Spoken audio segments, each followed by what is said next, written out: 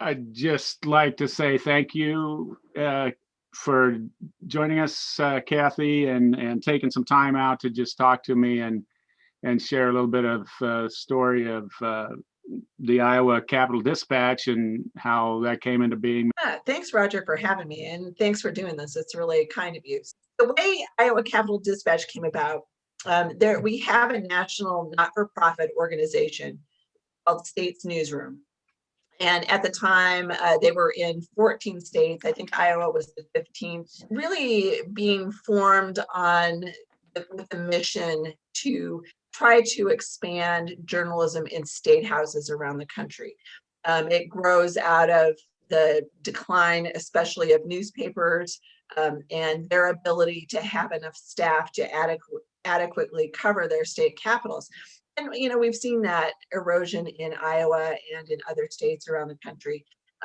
So the idea was to have a not-for-profit model, not to try to undermine the existing journalism that's out there by any means, but to support that by doing good stories with experienced journalists covering stories that maybe other newspapers have had to give up because they don't get enough hits on the website, or they don't excite advertisers, or they don't lend themselves to video, which you can use to advertise. We'll go out and do those stories, and we will make those stories available then, not only to readers for free. We don't have any kind of paywall on our website. We don't sell advertising again, but also to make those stories available to the community journalists who are out there covering their own community. We have regular newspaper outlets from around the state that use our content on a regular basis.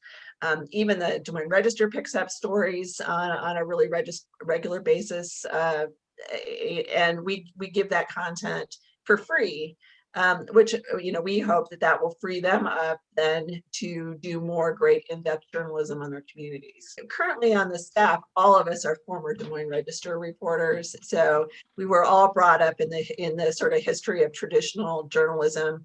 So our news judgment, our methods of reporting, our ethical standards, and our standards of objectivity in reporting all come from traditional, mainstream media outlets.